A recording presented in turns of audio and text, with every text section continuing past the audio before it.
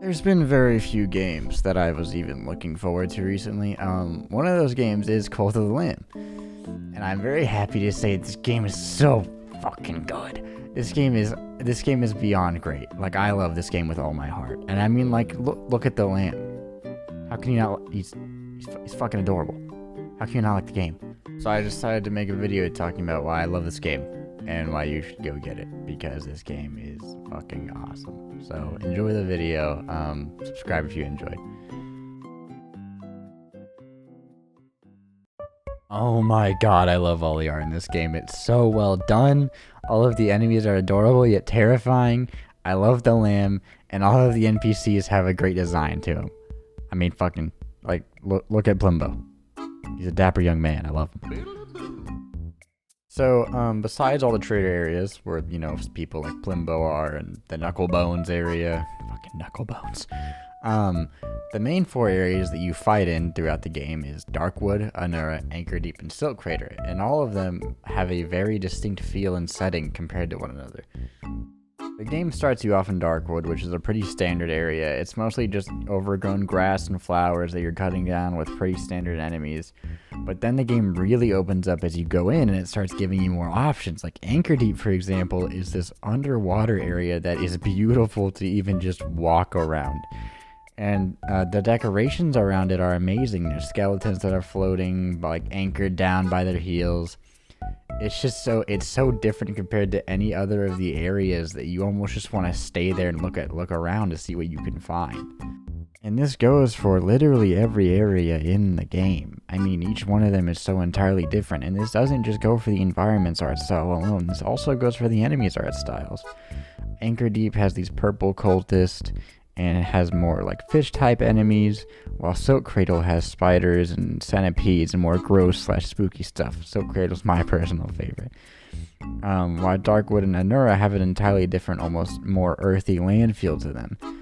And it makes it so much better exploring these areas, knowing that there's something new around the corner that's waiting to be found. I honestly think the devs and the art director of this game have done a wonderful job. I don't know how you can make running a cult feel like cute and almost like adorable to a certain extent.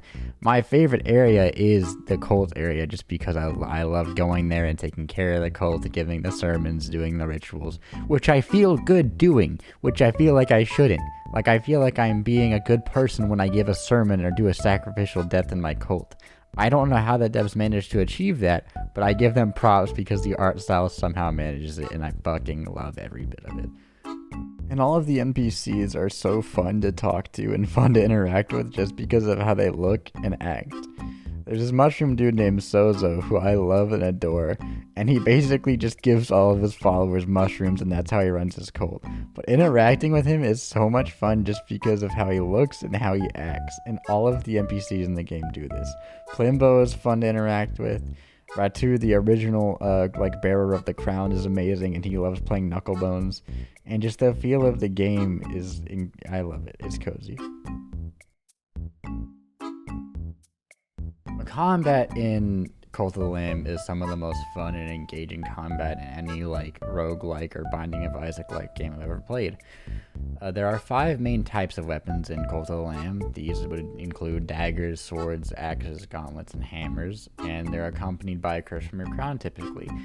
I found that as I learned to play the game, I almost started using my curse and weapon in rhythm with one another, and it felt more natural and super fun to use.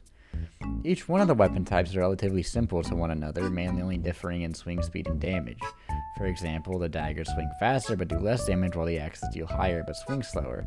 The hammer in the game, you kind of have to predict where the enemies are going to be, because there is actually a really long wind-up time.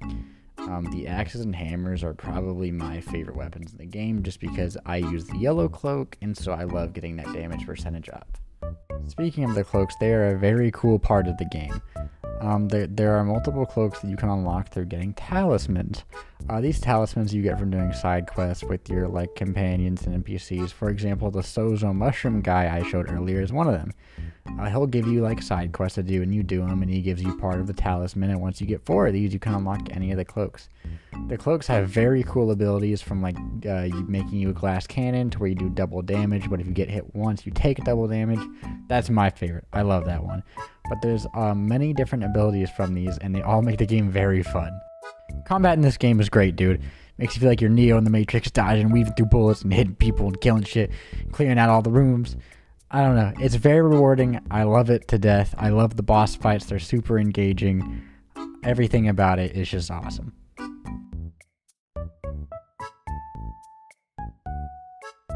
Oh my god, the cult is my favorite part of the game by far. The combat's very fun, the art style is very fun, but nothing is as wholesome as tending to your cult, dude. I love like feeding for all the followers and getting the devotion to unlock new stuff. It's very rewarding to get that divine inspiration and unlock that next thing in the skill tree. I love just unlocking all the shit, slowly building up your cult.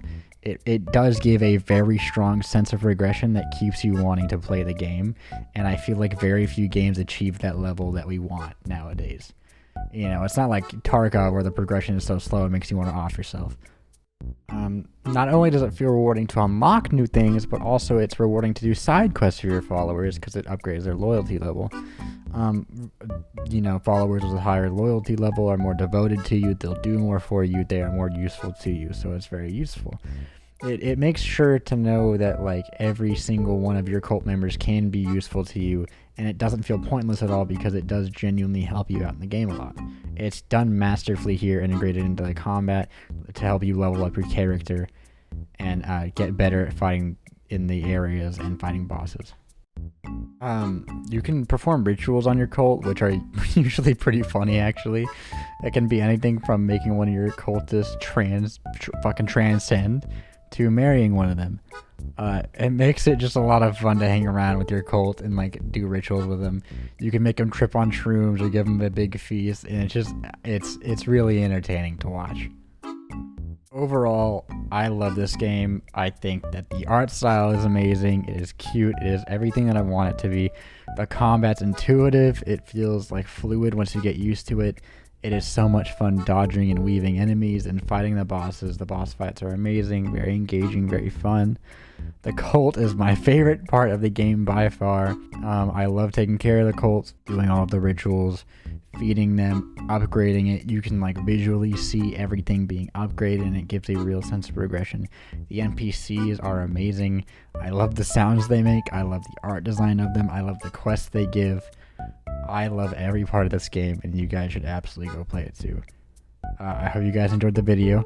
I will see you next time. Please subscribe if you enjoyed. I could really use it.